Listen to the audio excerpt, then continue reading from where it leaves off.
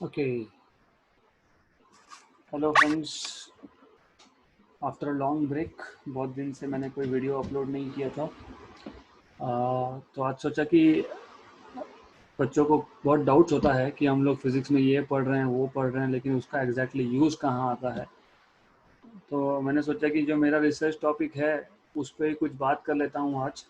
तो बेसिकली मैं मेरा पीएचडी चल रहा है यूनिवर्सिटी ऑफ अटाकामा चिली से, साउथ अमेरिका से। तो मैंने सोचा कि उस पर एक पीपीटी बना लेते हैं। सो आपको भी समझेगा कि जो भी आप सीखते हो उसका यूज़ कहाँ होता है, मैथ्स का या फिजिक्स का, उसका यूज़ कहाँ होता है बेसिकली। तो मेरा रिसर्च एक्सो प्लैनेट्स पे। एक्सो प्लैनेट्स मतलब जो प्लैनेट्स हमारे सोलर सिस्टम के बाहर है, we can say alien worlds. So basically I like to start with saying something about planets in our solar system. तो ओवरऑल क्या है कि हमारे सोलर सिस्टम में अगर आप प्लैनेट्स देखोगे तो मर्क्यूरी, देन साइज वाइज मैंने अरेंज किया है यहाँ पे। Mercury, Mars, earth, Venus, Neptune, Uranus, Saturn and Jupiter. और अगर आप इसका ओवरऑल अरेंजमेंट देखोगे तो मर्क्यूरी, वीनस, अर्थ, मार्स, तो हम लोगों को दिखता है कि जो भी बड़े साइज़ के प्लैनेट है, जैसे जुपिटर है, जैसे सैटर्न है, यूरेनस है, नेपच्यून है, ये हमारे स्टार से बहुत दूर है। There are large distances. और जो छोटे प्लैनेट्स हैं वो they are comparatively nearer to the parent star, right? तो अभी एक्सोप्लैनेट क्या है, जैसे मैंने आपको बताया कि हम जो मोस्ट ऑफ द स्टार्स हम लोग देखते हैं, right. Most of the things that we see in a night sky, जो हम देखते हैं कि छोटे छोटे लाइट बल्ब जैसे जो ऊपर चमक रहे हैं, those are stars basically, you already know that. अब एक्सोप्लैनेट्स मतलब वो प्लैनेट्स जो स्टार्स के अराउंड ऑर्बिट में होंगे।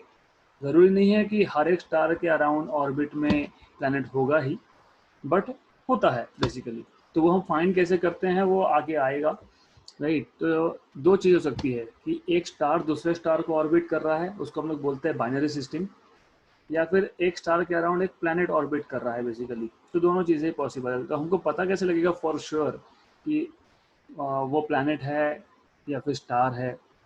तो सबसे पहला क्राइटेरिया जो होता है वो होता है मास। प्लैनेट्स का मास जो है वो स्टार से बहुत कम होता है बेसिकली। तो दैट इज़ वन क्राइटेरिया। और प्लैनेट्स जो है वो खुद का लाइट इमिट नहीं करते बेसिकली। तो नॉर्मली एस्ट्रोफिजिक्स में हम लोग प्लैनेट्स का एक लिमिट लेते हैं 18 जुपिटर मास तक, मतलब 18 टाइम्स ऑफ जुपिटर मास का जो भी ऑब्जेक्ट है उसको उसको प्लैनेट में कंसिडर करते हैं। फिर उसके बाद जो होता है 18 से लेके 75 80 जुपिटर मास का जो ऑब्जेक्ट होता है उसको हम लोग ड्वार्फ्स बोलते हैं बेसिकली। मतलब वो फेल्ड स्टार होता है। तो वो it is in between star and planet, ना प्लैनेट है ना स्टार है, इन बिटवीन है वो, राइट। तो low mass and no light are basically use to identify planets. तो अब यहाँ पे मैंने एक मेथड बताया है कि हम लोग प्लैनेट्स डिटेक्ट कैसे करते हैं। There are many methods. सबसे पॉपुलर मेथड है ट्रांजिट मेथड। तो ट्रांजिट मेथड में होता क्या है, जैसे आप प्रेजेंटेशन में देख रहे हो यहाँ पे, जब भी एक स्टार के फ्रंट से, उसके अक्रॉस से जब एक प्लैनेट क्रॉस होता है तो वो स्टार का लाइट ब्लॉक करता है। देखो तो यहाँ पे ब्राइटनेस और टाइम डायग्राम में आप देखोगे, जैसे ही प्लैनेट स्टार के सामने से क्रॉस होगा तो वो जो लाइट है वो डिम हो जाएगा, मतलब वो जो प्लैनेट है वो स्टार का लाइट जो है वो ब्लॉक कर लेगा, राइट। तो बेसिकली क्या है कि जब प्लैनेट जस्ट स्टार को क्रॉस करना स्टार्ट होगा, मतलब एग्जैक्टली अब इस पॉइंट पे, इसको बोलते हैं इंग्रेस पॉइंट। और जब वो उसके फ्रंट से क्रॉस हो गया और अब वो उस ट्रैजेक्टरी से बाहर जा रहा है तो उसको बोलते हैं इग्रेस पॉइंट। तो ये एक फेमस मेथड है जहाँ पे ब्राइटनेस कम हो जाता है जब एक प्लैनेट उस स्टार के फ्रंट से क्रॉस होता है। तो ट्रांजिट मेथड बोलते हैं इसको बेसिकली। तो ये एक मेथड है to detect planets outside our solar system, solar system के बाहर। वैसे हम लोगों ने ये वीनस ट्रांजिट भी देखा हुआ है बहुत बार, रिसेंटली हुआ था वीनस ट्रांजिट। तो अगर दो प्लैनेट होंगे तो फिर क्या होगा, ब्राइटनेस और अगेंस्ट टाइम अगर आप देखोगे तो दो या तीन प्लैनेट जब होंगे तो आपको ऐसा थोड़ा सा कॉम्प्लिकेटेड कॉम्प्लेक्स लाइट कवर मिलेगा। बाय द वे इसको लाइट कवर बोलते हैं हम लोग। तो लाइट कवर मतलब बेसिकली फ्लक्स ब्राइटनेस या फिर लाइट अगेंस्ट टाइम का जो डायग्राम होता है that is called as light curve.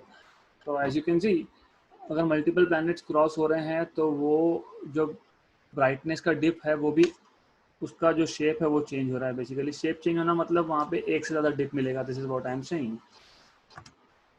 तो अब अगर हमारे पास दो अलग अलग साइज के प्लैनेट्स है, सॉरी स्टार्स है, लेकिन उसके फ्रंट से दो सेम टाइप के सेम साइज के प्लैनेट अगर ट्रांजिट करेंगे तो इस केस में क्या है, हमने दो स्टार लिए हैं, एक जी ड्वार्फ मतलब हमारा सोलर सन, हमारे सन जैसा, उसका रेडियस है 1 सोलर रेडियस, और दूसरा है एम ड्वार्फ जो हाफ ऑफ द साइज है, हमारे स्टार का हाफ साइज है। उन दोनों के फ्रंट से उन दोनों केस में ट्रांजिट हो रहा है, और जो ट्रांजिटिंग प्लैनेट है, जो प्लैनेट क्रॉस होगा, उन दोनों प्लैनेट्स का साइज सेम है। तो प्लैनेट का साइज सेम है, सिर्फ स्टार का साइज अलग अलग है। तो आप देख रहे हो नीचे यहाँ पे ब्राइटनेस टाइम डायग्राम में you can C brightness time diagram में जो डेप्थ है, स्टार बड़ा है प्लैनेट छोटा है तो डेप्थ कम है, स्टार का साइज छोटा हो गया प्लैनेट का साइज सेम रखा तो डेप्थ भी बढ़ गया। तो बेसिकली ये डेप्थ आपको बहुत सारे चीज़ें बताता है। बेसिकली यहाँ पे मैंने बेसिकली एक बाइनरी सिस्टम लिया है। बाइनरी सिस्टम जैसे मैं आपको बता रहा था कि एक स्टार के सामने से प्लैनेट जा रहा है कि दूसरा स्टार है वो कैसे समझेगा, मतलब जो ऑर्बिटिंग ऑब्जेक्ट है वो स्टार है प्लैनेट कैसे समझेगा। तो आप देख रहे हो यहाँ पे बाइनरी सिस्टम है, बाय द वे ये क्लोज बाइनरी है, बहुत पास में है दो स्टार्स। तो यहाँ पे दो डिप मिलते हैं आपको, एक बड़ा डिप है, जो ब्लू स्टार है वो ब्राइट स्टार है, और जो रेड है वो थोड़ा सा इट इज़ लेस ब्राइट। तो जब रेड प्लैनेट ब्लू के आगे आएगा, ब्लू के सामने आ जाएगा, तो देखो क्या होता है, एक बड़ा डिप मिलता है। सिमिलरली जब ब्लू प्लैनेट आगे है और रेड स्टार पीछे है, सॉरी टू से planet, I am talking about stars here, so when red star is in front of blue star, the dip is quite big. When it is other way around, then the dip is quite small. तो जब दो dip मिलते हैं that normally means it is a binary system. ऐसा हो सकता है कि there are more kinds also, right? तो अब स्पेक्ट्रा इज समथिंग जो आप 11th-12th में सीखते हो और ये बहुत इंपॉर्टेंट है। तो बेसिकली स्पेक्ट्रा होता क्या है, बेसिकली अगर आप एक लाइट को प्रिज्म से पास कर रहे हो तो आपको एक कलर का एक पैच मिलेगा, आप उसको बोलते हो कंटिन्यूस स्पेक्ट्रा। कंटिन्यूस स्पेक्ट्रा मतलब बेसिकली आप यहाँ पे सिर्फ अलग अलग कलर को स्प्लिट कर रहे हो। बेसिकली अगर मैंने एक हॉट डाइल्यूट गैस लिया मैंने, उसको प्रिज्म से पास किया, तो मुझे कुछ लाइंस दिखेंगी, मतलब एक ब्लैक बैकग्राउंड पे कुछ लाइंस दिखेंगे बेसिकली। तो उसको बोलते हैं एमिशन स्पेक्ट्रा, क्योंकि हॉट गैस में क्या होता है, इलेक्ट्रॉनिक ट्रांजिशंस होते हैं, तो एक लेवल से दूसरे लेवल पे इलेक्ट्रॉन जा रहा है, तो जब एक लेवल से दूसरे लेवल पे इलेक्ट्रॉन जाएगा तो एक लाइन मिलेगा। तो similarly that is emission spectra, क्योंकि यहाँ पे कंटिन्यूस सोर्स नहीं है, यहाँ पे सिर्फ हीट की वजह से जो ट्रांजिशंस होंगे that will give you some lines, and that is emission spectra, right. तो कंटिन्यूस स्पेक्ट्रा, एमिशन स्पेक्ट्रा और एब्जॉर्प्शन स्पेक्ट्रा। एब्जॉर्प्शन स्पेक्ट्रा क्या होता है कि मेरे पास एक ब्लैक बॉडी है, ब्लैक बॉडी मतलब वो हर एक वेवलेंथ में इमिट करता है बेसिकली, और ब्लैक बॉडी के आगे मतलब कंटिन्यूस स्पेक्ट्रा के आगे आपने कूल गैस रख दिया, तो गैस क्या करेगा, कुछ वेवलेंथ्स को एब्जॉर्ब कर देगा, राइट। सो बेसिकली डिपेंड्स कौन सा गैस है, तो depends from gas to gas कि क्या गैस, कौन सा गैस है तो वो कौन सा वेवलेंथ एब्जॉर्ब करेगा, डिपेंड्स ऑन गैस।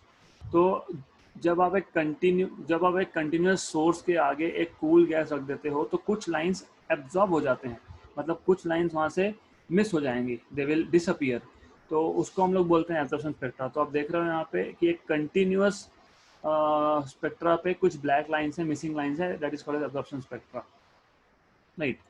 और हमको जो लगने वाला है आगे की कॉन्सेप्ट समझने के लिए, that is called as Doppler effect. Doppler effect आपने सीखा है, आपने देखा है रियल लाइफ में प्रैक्टिकली, आपने साउंड में देखा होगा ये। तो जब भी एक व्हीकल आपको अप्रोच कर रही है और वो हॉर्न ब्लो कर रहा है, तो हॉर्न का जो फ्रिक्वेंसी है वो ज़्यादा होते जाता है, इट गोज ऑन इंक्रीजिंग, और जब वो व्हीकल आपको क्रॉस करके निकल गया तो frequency goes on decreasing basically, right. तो ये डॉपलर इफेक्ट हमको लाइट में भी होता है। तो ये जो एक सोर्स दिख रहा है बीच में, ये सोर्स जो है ये कुछ लाइट इमिट कर रहा है। जब ये सोर्स देखो, जब ये सोर्स मूव होगा ना, तो ये सोर्स एक्चुअली रेड लाइट मतलब रेड वेवलेंथ 7000 एंगस्ट्रॉम के आसपास इमिट कर रहा है, पर जब यही सोर्स मूव हो रहा है टुवर्ड्स दिस गर्ल, तो देखो कलर चेंज हो रहा है, इट इज बिकमिंग ब्लू, उसको बोलते हैं ब्लू शिफ्ट, राइट। सिमिलरली लड़के के लिए ये सोर्स दूर जा रहा है तो blue colour is becoming red, so that is red shift. तो जब भी एक ऑब्जेक्ट जो लाइट इमिट कर रहा है अगर वो आपके पास में आता है तो वेवलेंथ जो है वो टूवर्ड्स ब्लूअर एंड शिफ्ट होता है। जरूरी नहीं कि ब्लू कलर दिखेगा। फॉर एग्जाम्पल अगर 7000 एंगस्ट्रॉम का एक सोर्स है हमारे पास और वो हमारी तरफ मूव हो रहा है, right, it will depend on the speed also, कितने स्पीड से मूव हो रहा है। तो हो सकता है कि 7000 की जगह पे हम 6000 मेजर करें, 4000 मेजर करें, 5000 मेजर करें, उसको बोलते हैं ब्लू शिफ्ट, क्योंकि वेवलेंथ कम हो रहा है, मतलब ब्लू एंड की तरफ आ रहा है, क्योंकि ब्लू का वेवलेंथ कितना होता है, अराउंड 4000 के आसपास होता है बेसिकली। सिमिलरली अगर एक ऑब्जेक्ट हमसे दूर जा रहा है, फॉर एग्जाम्पल मेरे पास एक लाइट सोर्स है जो 5000 एंगस्ट्रॉम इमिट कर रहा होगा लेकिन मुझसे दूर जा रहा है, तो जब मैं मेजर करूंगा मुझे वो वेवलेंथ दिखेगा मोर देन 5000, 6000, 7000 ऐसा दिख सकता है वो। तो this is what is Doppler effect in light waves, blue shift और रेड शिफ्ट। अब ऐसा क्यों? देखो आपको जो सेकंड मेथड है बेसिकली, पहला मेथड हमने देखा ट्रांजिट मेथड, जो सेकंड मेथड होता है प्लैनेट डिटेक्ट करने का, वो है रेडियल वेलोसिटी मेथड। तो बेसिकली होता क्या है, इसमें आपको प्रिज्म आपको बेसिकली स्पेक्ट्रा और आपको शिफ्ट्स दोनों समझ में आने चाहिए। जो डॉपलर इफेक्ट की बात की मैंने वो भी पता होना चाहिए और स्पेक्ट्रा क्या भी पता होना चाहिए। होता क्या है नॉर्मली, देखो हम लोग सीखते हैं ग्रेविटेशन में कि ग्रेविटेशनल फोर्स होगा दो बॉडी में, right, proportional to m1 m2 upon r square. और हम लोग हमेशा ऐसा ही बोलते हैं कि एक प्लैनेट है जो एक स्टार के अराउंड रोटेट हो रहा है, रिवॉल्व हो रहा है, व्हाटएवर यू से, रिवॉल्व हो रहा है।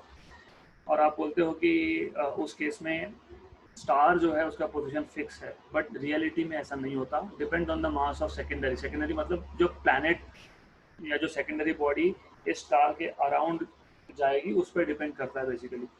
अगर ये प्लैनेट भी मैसिव है, प्लैनेट लाइक जुपिटर जैसा प्लैनेट है और उसको मैंने स्टार के बहुत पास में रख दिया, तो वो जो सेंट्रल स्टार होगा वो भी वॉबल होगा मतलब वो भी छोटे ऑर्बिट में एक मोशन परफॉर्म करेगा, जैसे आप यहाँ पे देख रहे हो, राइट। तो यहाँ पे आप देखोगे तो ये जो स्टार है ये स्टार भी मूव हो रहा है, प्लैनेट तो रिवॉल्व हो ही रहा है, ये स्टार भी सर्कुलर मोशन परफॉर्म कर रहा है इस केस में डायग्राम के अकॉर्डिंग। तो जब ये स्टार मूव होगा, स्टार जब मेरे पास में आएगा मतलब इसका जो लाइट इमिट हो रहा है वो मुझे ब्लू शिफ्टेड दिखेगा क्योंकि ये मेरे पास में आ रहा है। और जब ये हमसे दूर जाएगा तो इसी का जो लाइट इमिट करेगा हर एक वेवलेंथ वो शिफ्टेड रहेगा टूवर्ड्स रेडर एंड, मतलब 3000 का हो सकता है 3500 मिले, 3500 का 4000 मिले, 4000 का 4500 मेजर कर रहा हूँ। तो ये क्या हो रहा है कि जब ये स्टार हमसे दूर जा रहा है तो उसका वेवलेंथ जो है वो थोड़ा हायर वेवलेंथ पे शिफ्ट हो रहा है, और जब हमारे पास में आएगा तो उसका जो वेवलेंथ है वो कम हम लोग मेजर कर रहे हैं। तो that is why it is important to know कि ये डॉपलर शिफ्ट क्या है बेसिकली, राइट। तो आप नीचे डायग्राम में देख सकते हो, यहाँ पे इस डायग्राम में देख सकते हो कि पूरा का पूरा स्पेक्ट्रा शिफ्ट होगा बेसिकली। अब कोई भी स्टार का लाइट हम तक जब पहुंचता है तो बीच में गैस होता है बेसिकली, तो वो स्टार का जो लाइट है कुछ गैस जो है वो एब्जॉर्ब कर लेगा बेसिकली, एब्जॉर्ब करेगा। तो ये जो एब्जॉर्प्शन लाइंस है ना, यहाँ पे आपको वाइट लाइंस दिख रहे होंगे, तो एब्जॉर्प्शन लाइंस जो है ना बेसिकली, तो ये एब्जॉर्प्शन लाइंस भी शिफ्ट होते हैं, तो इसको बोलते हैं डॉपलर स्पेक्ट्रोस्कोपी। तो ये जो लाइंस का शिफ्टिंग है, देखो अगर आप डायग्राम यहाँ पे फिगर देखोगे तो ये वाइट लाइंस जो है ये मूव हो रहा है, तो ये वाइट लाइंस मतलब वो एब्जॉर्प्शन लाइंस है जो मैंने आपको लास्ट इसमें बताए थे, और स्पेक्ट्रा भी मूव होगा और ये बेसिकली आपका लाइन भी मूव होगा। तो ये लाइन कितने स्पीड से मूव हो रहा है उससे हमको मिलता है वेलोसिटी, तो उससे हमको मिलता है velocity of this object which is orbiting, sorry, of star. तो आपको रेडियल वेलोसिटी मिलता है बेसिकली। तो ऑब्वियस है कि जितना बड़ा प्लैनेट होगा उतना ज़्यादा स्टार वॉबल होगा, छोटा प्लैनेट होगा तो स्टार का ऑर्बिट भी कम होगा, बड़ा प्लैनेट होगा तो स्टार का वॉबल भी ज़्यादा होगा। तो इस रेडियल वेलोसिटी में, अभी रेडियल वेलोसिटी आपको मिलता है लाइन्स की शिफ्टिंग से, तो इससे आप पता कर सकते हो कि जो सेकेंडरी ऑब्जेक्ट है, नॉर्मली हमारी रिसर्च फील्ड में स्टार को प्राइमरी नाम बोला जाता है, और जो ऑर्बिट में है प्लैनेट होगा या जो भी दूसरा स्टार भी हो सकता है उसको सेकेंडरी बोलते हैं। तो सिर्फ ये लाइंस का जो शिफ्टिंग है उससे आप वेलोसिटी निकाल सकते हो, राइट। तो that is called radial velocity method. तो ये सेकंड मेथड है बेसिकली। यहाँ पे मैंने वही केस दिखाया है, थोड़ा अच्छे से समझेगा। यहाँ पे ये लाइंस मूव हो रहे हैं बेसिकली, तो you can see lines are moving, तो स्टार का भी देखो, थोड़ा सा स्टार भी वॉबल हो रहा है, ये सेंटर में स्टार है ब्लू और ये ऑरेंज में प्लैनेट है, तो थोड़ा सा स्पेक्ट्रा भी आपको दिखेगा, बट ये जो स्पेसिफिकली जो लाइंस है, दिस लाइंस आर शिफ्टिंग, तो दिस इज हाउ यू, और आप यहाँ से ग्रीन डॉट मतलब ऑब्जर्वर, यहाँ पे आप यहाँ से ऑब्जर्व कर रहे हो बेसिकली, तो this is second method of detecting planets. Yes, अब एक्सोप्लैनेट रिसर्च का जो स्टार्ट हुआ था वो एक पर्टिकुलर डिस्कवरी से स्टार्ट हुआ था, जिसका नाम है 51 पेगासी। तो 51 पेगासी बी, ये जो पहला प्लैनेट है, ये रेडियल वेलोसिटी मेथड से डिटेक्ट किया गया था, और ये ओरिजिनल ऑब्जर्वेशन बता रहा हूँ मैं आपको, ओरिजिनल ऑब्जर्वेशंस, राइट। अब तीसरा जो है वो डायरेक्ट इमेजिंग है, पर डायरेक्ट इमेजिंग समझने के लिए, डायरेक्ट इमेजिंग मतलब डायरेक्ट फोटो निकाल रहे हो, you are directly photographing that planet. Difficult है बहुत, क्यों डिफिकल्ट है समझेगा आपको, राइट। तो डायरेक्ट फोटोग्राफ निकालने के लिए मैंने सोलर इक्लिप्स का एक कॉन्सेप्ट समझाया है यहाँ पे बेसिकली। इसका एक्चुअली डायरेक्ट इमेजिंग के साथ कोई रिलेशन नहीं है, सिर्फ ये कॉन्सेप्ट है जो हमको समझना ज़रूरी है, और this is the only concept that we need to understand, okay, right. तो बेसिकली क्या है कि जब मून अर्थ और स्टार के बीच में आता है, अपने सन के बीच में आता है, तो वो सन का जो पूरा का पूरा डिस्क है, मतलब जो हमको तो डिस्क दिखेगा ना वो, क्योंकि हम 2 डायमेंशनल दिखता है हमको, तो वो क्या होता है कि मून क्या करता है, वो ब्लॉक कर देता है स्टार की लाइट को, करेक्ट, राइट। तो हम लोगों को अगर किसी प्लैनेट का आउटसाइड आवर सोलर सिस्टम, अगर हम लोगों को उसका फोटोग्राफ निकालना है, प्लैनेट का फोटोग्राफ निकालना है, तो हमको जो उसका पेरेंट स्टार होगा उसका लाइट ब्लॉक करना पड़ेगा। क्यों? क्योंकि स्टार इज वेरी ब्राइट, उसका लाइट इमिट कर रहा है, पर जो प्लैनेट है उसका लाइट नहीं है, तो आप प्लैनेट को देखोगे कैसे? एक बहुत ब्राइट ऑब्जेक्ट है और उसके बाजू में से कोई ऑब्जेक्ट है जिसका लाइट ही नहीं है, तो आपको वो जो फेंट ऑब्जेक्ट है वो दिखेगा ही नहीं बेसिकली। इसके लिए हम क्या करते हैं, डायरेक्ट इमेज करते वक्त हम लोग उसको कोरोना बोलते हैं बेसिकली, कोरोनोग्राफ बेसिकली। तो वो जो एक कोरोनोग्राफ नाम का एक इंस्ट्रूमेंट है जो स्टार की लाइट को, बेसिकली इट्स अ प्लेट जो स्टार की लाइट को ब्लॉक करता है। तो स्टार की लाइट ब्लॉक हो गई तो बाजू में जो प्लैनेट्स होंगे, उन प्लैनेट्स के बाद पास जो है वो स्टार से लाइट तो आ रहा है ना, जैसे सन से अर्थ पे लाइट आता है, वैसे ही उस स्टार से प्लैनेट पे लाइट जा रहा है। हम लोग क्या कर रहे हैं, हम लोग सिर्फ टेलीस्कोप में ऐसा एक सेटिंग कर रहे हैं कि हम स्टार का लाइट ब्लॉक कर रहे हैं, हमको प्लैनेट का लाइट दिखेगा। तो that is how you directly image. ये जस्ट एग्जांपल दिया मैंने, ये आपको रियल सोलर इक्लिप्स का एग्जांपल है। ये फोटो लास्ट ईयर जब मैं चिली में था, 2 जुलाई 2019, तब हम लोगों ने ये actually total solar eclipse experience किया था, फोटोग्राफ निकाला था हम लोगों ने। तो this is one of that photos, right. तो this is what I am saying, ये बीच में स्टार का सिंबल है दिखाया है, मतलब यहाँ पे स्टार था जिसका लाइट ब्लॉक कर दिया गया है। उसके आजू बाजू में ये जो मूविंग ऑब्जेक्ट्स है ये प्लैनेट्स है बेसिकली, ये प्लैनेट्स है which are moving, which are orbiting. तो ये 4 सिस्टम है, यहाँ पे 4 प्लैनेट्स है, 1 2 3 एंड 4। तो इस सिस्टम का नाम है HR8799 प्लैनेटरी सिस्टम, ओके। तो दिस इज थर्ड मेथड। तो पहला था ट्रांजिट, दूसरा था रेडियल वेलोसिटी, तीसरा है आपका डायरेक्ट इमेजिंग, राइट। मैं ज़्यादा डिटेल में नहीं जाऊँगा। अब तक हम लोगों ने 2016 तक का डेटा मैंने इंक्लूड किया है। हमने अब तक जो जो प्लैनेट्स डिटेक्ट किए हैं, टोटल तो 4000 से ज़्यादा प्लैनेट्स डिटेक्ट किए हैं, राइट। लेकिन अलग अलग साइजेस के हैं वो, अलग अलग डिस्टेंसेस पे हैं वो। तो हम लोग क्या करते हैं, जो भी प्लैनेट का साइज 0.5 टू 0.7 अर्थ रेडियस होगा, अर्थ का रेडियस कितना है, उसका अगर 0.5 टू 0.7 होगा तो उसको हम लोग बोलेंगे मार्स साइज प्लैनेट। अगर जो प्लैनेट हम लोग बात कर रहे हैं अगर वो 0.7 से 1.2 अर्थ रेडियस तक का हुआ तो earth size planet, earth like planet. फिर अगर 1.2 से लेके 1.9 हुआ तो सुपर अर्थ। अगर 1.9 से लेके 3.1 अर्थ के रेडियस तक हुआ तो सब नेपच्यून। 3.1 से 5.1 हुआ तो नेपच्यून। और उसके बाद 5.1 से 6.8.3 तक हुआ तो वो हो जाता है आपका जुपिटर, सब जुपिटर। जुपिटर थोड़ा छोटा होता है। 8.3 टू 13.7 हुआ तो जुपिटर साइज प्लैनेट। तो हम लोग बेसिकली कैटेगरी बना लेते हैं डिपेंडिंग ऑन साइज। अर्थ की साइज का हुआ तो अर्थ लाइक प्लैनेट, अर्थ साइज प्लैनेट। मार्स की साइज का हुआ तो Mars size planet, so on so fourth. Super earth, super अर्थ मतलब जो अर्थ जितना बड़ा भी, अर्थ से बहुत बड़ा है, नेपच्यून से छोटा है, तो that is super earth basically, okay.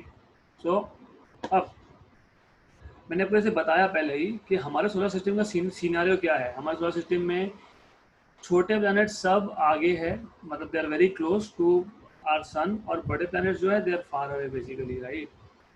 लेकिन हमें जो इंटरेस्टिंग है ये चीज़, हमें जो सोलर प्लानिटरी सिस्टम जो मिली है अभी तक, हम लोग जो अब तक फाइंड कर पाए हैं, उस केस में जुपिटर जितने बड़े बड़े प्लैनेट वो पेरेंट स्टार के बहुत पास में है, बहुत पास में, मतलब मर्क्यूरी से भी ज़्यादा पास में, इतने पास में है कि उनको अपने अपने पेरेंट स्टार का एक चक्कर लगाने में कुछ दिन का टाइम लगता है, 2 दिन, 3 दिन, 4 दिन, 10 दिन, 15 दिन, एंड सो ऑन। सो इतने पास में है वो।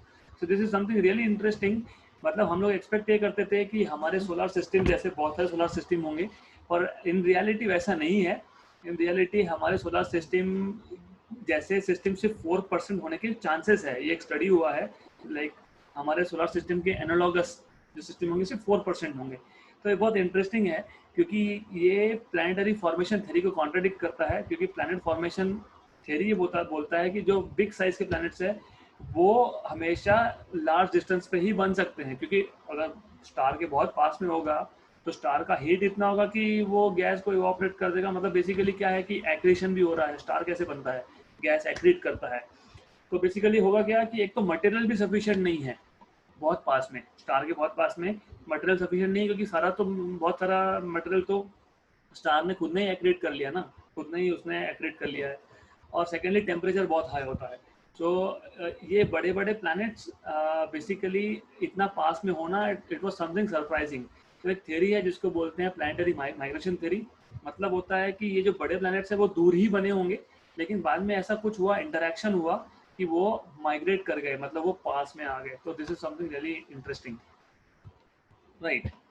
अब नॉर्मली प्लैनेट हंटर्स के लिए, मतलब जो बाहर प्लैनेट्स फाइंड कर रहे हैं, उनका एक नॉर्मली एक गोल ये होता है कि सबका नहीं होता है डेफिनेटली, बट जब कोई पूछता है कि हमको प्लैनेट क्यों फाइंड करना है, तो अल्टीमेट क्वेश्चन ये है कि अलग प्लैनेट जो हमारे सोलर सिस्टम के बाहर के प्लैनेट्स है वहाँ पे लाइफ होगा कि नहीं। तो लाइफ, प्लैनेट पे लाइफ होने के लिए दो चीज़ें बहुत ज़रूरी है, एक तो वाटर, एक होता है ऑक्सीजन। ये दो चीज़ें बहुत ज़रूरी है, राइट। और हमको पता कैसे लगेगा कि किसी भी प्लैनेट पे वाटर है, ऑक्सीजन है? हमने देखा कि प्लैनेट फाइंड करने के लिए ही कितना हम लोगों को फिजिक्स यूज करना पड़ा, कितने इनडायरेक्ट मेथड्स हैं। तो वहाँ पे लाइफ होगा कि नहीं होगा वो कैसे पता लगेगा? बिकॉज हमारे पास टेलीस्कोप इतने पावरफुल तो नहीं है, और इट्स एक्चुअली नॉट पॉसिबल कि आप डायरेक्टली वहाँ पे using telescope you can know कि वहाँ पे एटमॉस्फेयर है कि नहीं, एटमॉस्फेयर में क्या क्या है। तो हम यहाँ पे भी इनडायरेक्ट मेथड यूज करते हैं। तो basically how do we know whether the planets have water and oxygen? दो चीज़ें, एक एक तो प्लैनेट का स्पेक्ट्रा, मतलब क्योंकि मैंने बताया कि स्टार से लाइट प्लैनेट पे जाएगा, वो रिफ्लेक्ट करेगा लाइट या फिर ट्रांसमिट करेगा, राइट। ट्रांसमिट कैसा होता है वो देखेंगे आगे। दूसरा उसका डिस्टेंस, सॉरी, तो दूसरा डिस्टेंस मतलब प्लैनेट अपने स्टार से एग्जैक्टली उतने डिस्टेंस पे हो जहाँ पे वाटर लिक्विड फॉर्म में एग्जिस्ट कर सके, उसको बोलते हैं हैबिटेबल जोन बेसिकली, राइट। अब हमको स्पेक्ट्रा से क्या मिलेगा?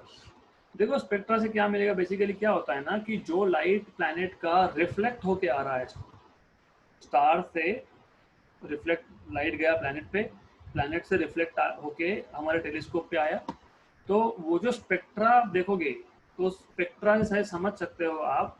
क्योंकि क्या होता है, जैसे मैंने बताया, आपको पहले भी बताया कि बेसिकली कुछ गैस है जो पर्टिकुलर वेवलेंथ एब्जॉर्ब करेगा, जैसे O2 एक पर्टिकुलर वेवलेंथ एब्जॉर्ब करता है, राइट। H2O वो पर्टिकुलर वेवलेंथ एब्जॉर्ब करता है। तो हम लोग जब स्पेक्ट्रा का स्टडी करेंगे तो हमको समझ में आ जाएगा कि इस स्पेक्ट्रा में O2 नहीं है, इस स्पेक्ट्रा में H2 नहीं है। नहीं है का मतलब क्या? वो लाइट जो स्टार से निकला प्लैनेट पे गया, वहाँ पे एब्जॉर्ब हो गया। एब्जॉर्ब हो गया मतलब O2 वहाँ पे है, प्लैनेट पे है, इसलिए O2 का लाइन यहाँ पे मिसिंग है। तो this is how you can say. तो जैसे ये अर्थ का आप देखोगे, अर्थ का स्पेक्ट्रा देखोगे, रिफ्लेक्शन स्पेक्ट्रा देखोगे, तो O2 H2O ये सब चीज़ें आपको बेसिकली एब्जॉर्ब दिखेगी, क्योंकि we have water and we have oxygen.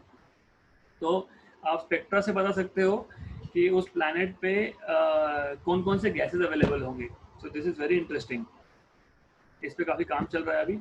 Normally reflectance, मतलब जो रिफ्लेक्ट होके आ रहा है लाइट, हम उसकी बात नहीं करते। हम लोग क्या करते हैं नॉर्मली, क्योंकि डिफिकल्ट है ना। बट क्यों डिफिकल्ट है, मैंने आपको पहले ही बताया। स्टार बहुत ब्राइट है, प्लैनेट तो खुद का कुछ लाइट नहीं है, तो रिफ्लेक्शन मेजर करना डिफिकल्ट है। लेकिन जब ट्रांजिट हो रहा है, ट्रांजिट मतलब मैंने आपको बताया था कि वो जो प्लैनेट है वो स्टार के फ्रंट से जब क्रॉस होगा, राइट, जब फ्रंट से क्रॉस होगा, और अगर उसका एटमॉस्फेयर हुआ मतलब वो एक थिक लेयर होगा, तो उस थिक लेयर से थोड़ा जो गैस जो जो वेवलेंथ एब्जॉर्ब होना है वो हो जाएगा और बाकी का ट्रांसमिट हो जाएगा। तो हम लोग देखते हैं कि क्या एब्जॉर्ब नहीं हुआ, मतलब हम लोग देखते हैं ट्रांसमिटेंस स्पेक्ट्रा, तो उस पर से भी आप बता सकते हो कि उसमें कौन कौन से गैसेस होंगे, राइट। अभी हैबिटेबल जोन जैसे मैंने आपको बताया कि planet has to be at right position to have liquid water, पर अभी राइट डिस्टेंस मतलब क्या basically, earth sun distance right distance है क्या, नहीं, वो डिपेंड करता है स्टार पे। अगर स्टार बहुत गर्म है तो प्लैनेट को दूर होना पड़ेगा लिक्विड वाटर रिटेन करने के लिए, तो इवापोरेट हो जाएगा। अगर स्टार बहुत कूल है तो प्लैनेट को पास में होना पड़ेगा। तो ये जो हैबिटेबल जोन है जहाँ पे लिक्विड वाटर एग्जिस्ट कर सकता है वो डिपेंड करता है स्टार के टेम्परेचर पे बेसिकली। ओके, तो देखो अगर हॉट प्लैनेट है बी टाइप स्टार, अभी ये बी टाइप जी टाइप एम टाइप क्या है वो अगली स्लाइड में समझेगा आपको। तो बेसिकली बी टाइप स्टार जो होते हैं जो ब्लू दिखते हैं कलर में, वो एक्चुअली बहुत हॉट होते हैं, अराउंड 10,000 डिग्री सेल्सियस का टेम्परेचर होता है उनका। तो उस केस में ये जो ग्रीन जोन है हैबिटेबल जोन वो दूर है। सन जैसे स्टार जिसका सरफेस टेम्परेचर अराउंड 5,800 के आसपास है, उस केस में हैबिटेबल जोन जो है वो पास में है। एम टाइप स्टार जो बहुत कूल होते हैं, 3500 केल्विन के आसपास सरफेस टेम्परेचर होता है उसका, उस केस में हैबिटेबल जोन बहुत पास में होता है। तो जैसे मैं बता था कि ब्लू टाइप क्या है, ये क्या है, वो क्या है, टाइप ऑफ स्टार्स। तो क्लासिफिकेशन कैसा होता है स्टार का, O B A F G H K. O type का 30,000 से 80,000 टेम्परेचर, बी टाइप का 10 to 30, ए टाइप का 7,500 to 10,000, और एफ का जो है 6 to 7,500। कलर भी दिखा है कि अगर टेम्परेचर 30,000 to 80,000 होगा तो ब्लू दिखेगा, 6,000 to 7,500 होगा तो वाइट कलर का दिखेगा, मोरलेस वाइटिश कलर होगा वो। येलो जैसे अपना स्टार 5 to 6,000 केल्विन, हमारा 5,800 केल्विन है surface temperature around. Red orange दिखेगा तो 3,500 to 5,000, और रेडिश दिखेगा तो 2,000 to 3,500 केल्विन का टेम्परेचर है। तो O B A fine girl kiss me, this is how we astronomers remember it. हम ऐसा याद रखते हैं इसको क्योंकि हमको याद रखना होता है ना कि टेम्परेचर, मैंने फॉर एग्जाम्पल 7,200 केल्विन टेम्परेचर आया तो मुझे पता होना चाहिए कौन से टाइप के स्टार की बात कर रहा हूँ, तो वो है एफ टाइप। तो इसलिए याद रखने के लिए हम लोग याद रखते हैं O B A fine girl kiss me, 30, 10, 7,500, 6,000, 5,000, 3,500, 2,000, ऐसा हम लोग याद रखते हैं उसको, राइट। तो अब तक हम लोगों को हमारे बेसिकली हैबिटेबल जोन में छोटे प्लैनेट, रॉकी प्लैनेट, क्योंकि अगर लाइफ एग्जिस्ट करना है तो गैस प्लैनेट नहीं चलेगा ना, मतलब सरफेस तो होना चाहिए जैसे अर्थ पे है, रॉक होने चाहिए। तो वैसे हमको हैबिटेबल प्लैनेट्स कौन कौन से मिले हैं, जी टाइप स्टार के अराउंड, मतलब 5 to 6,000 टेम्परेचर उस स्टार का है, उसके अराउंड हमको दो पता है, एक तो अपना अर्थ ही है, दूसरा है केपलर 452b। अभी रिसेंटली और डिस्कवरीज भी हुए हैं, ये थोड़ा पुराना डेटा है। के टाइप स्टार्स के अराउंड मतलब सरफेस टेम्परेचर 4 से 5,000 के बीच के आसपास का होगा, उसके अराउंड मिला है हमको around there are many, Kepler 442b, 155c, 2535e, ये सब केपलर मिशन जो था, केपलर सैटेलाइट जो था उसने ये सब डिटेक्ट किया था। और एम टाइप स्टार के अराउंड में हमको कुछ मिला है, राइट। तो बेसिकली दो पॉसिबिलिटीज है, या तो हम इस यूनिवर्स में अकेले हैं या फिर नहीं है, और दोनों ही इक्वली टेरिफाइंग है। सो इधर वी आर अलोन और not, both are equally terrifying. I hope आपने एंजॉय किया होगा ये सेशन। मैंने सोचा कि फिजिक्स पढ़ाते पढ़ाते कहीं पे बच्चों को ये पता होना चाहिए कि फिजिक्स का यूज़ कहाँ पे है। मैथमेटिक्स भी बहुत लगता है इसमें बेसिकली, वो कभी और एक लेक्चर बना के मैं शेयर करूँगा। Enjoy, and I will keep coming up with something more. Thank you so much.